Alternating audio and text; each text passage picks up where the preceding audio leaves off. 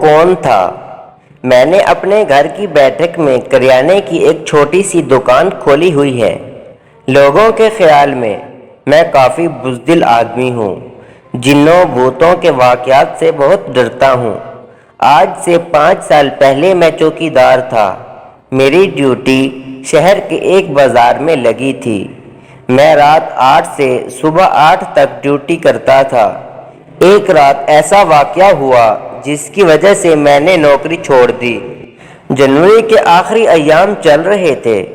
رات 2 بجے کا وقت تھا تو مجھے تھوڑی سی اونگ آ گئی۔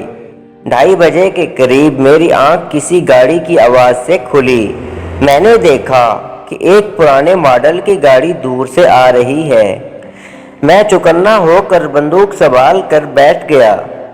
گاڑی میرے قریب سے گزری تو میں نے گاڑی اور گاڑی والے کا جائزہ لیا۔ ایک آدمی ہیٹ اور کوٹ پہنے ہوئے تھا اور ڈرائیونگ کر رہا تھا۔ ہیٹ کا اگلا حصہ کافی نیچے تھا، اس کی آنکھیں نظر نہیں آ رہی تھیں۔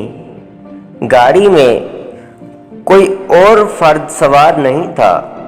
تھوڑی دور جا کر اس آدمی نے گاڑی روک دی۔ وہ گاڑی سے اترا اور میری طرف دیکھ کر انگلی سے مجھے اپنے قریب آنے کا اشارہ کیا۔ جب میں اس کے قریب گیا تو اچانک اس آدمی کا قد بلند ہونا شروع ہو گیا اور چند سیکنڈ کے اندر اس آدمی کا قد اتنا بڑھ گیا کہ دکانوں کی چھتوں سے بھی کئی فیٹ اوپر چلا گیا۔ اور پھر اچانک اس آدمی نے میری طرف گردن موڑی۔ خوف کے مارے گھگی بندھ گئی تھی۔ ایسے لگتا تھا جیسے ابھی میری موت واقع ہو جائے گی۔ میرے ہاتھ پیر ٹھنڈے برف ہو گئے تھے۔ اس نے میری طرف دیکھا، اس کی آنکھیں چونے کی طرح سفید تھیں۔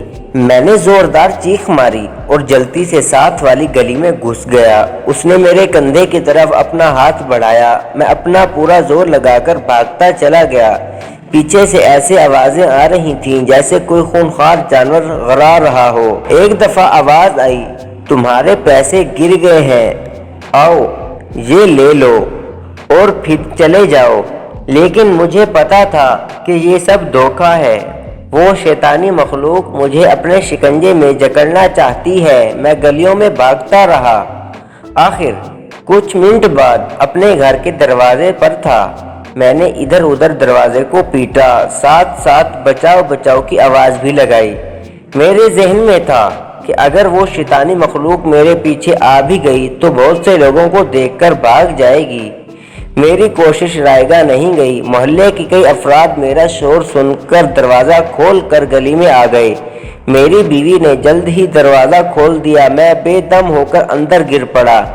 محلے داروں نے مجھے اٹھا کر کمرے میں بستر تک پہنچایا۔ میں دیوانہ وار بول رہا تھا، گھر کا دروازہ بند کرو، جلدی کرو، جلدی کرو۔ جلدی سے گھر کا دروازہ بند کر دیا گیا۔ فرید چچا نے میرے لیے چائے بنائی۔ مجھے لحاف اوڑھا گیا۔ لحاف میں بیٹھ کر میں نے گرم گرم چائے پی تو اوسان بحال ہوئے۔ آخر میں نے تمام لوگوں کو اپنے ساتھ پیش آنے والا واقعہ سنایا۔ تمام لوگ انگشت بدنداں رہ گئے۔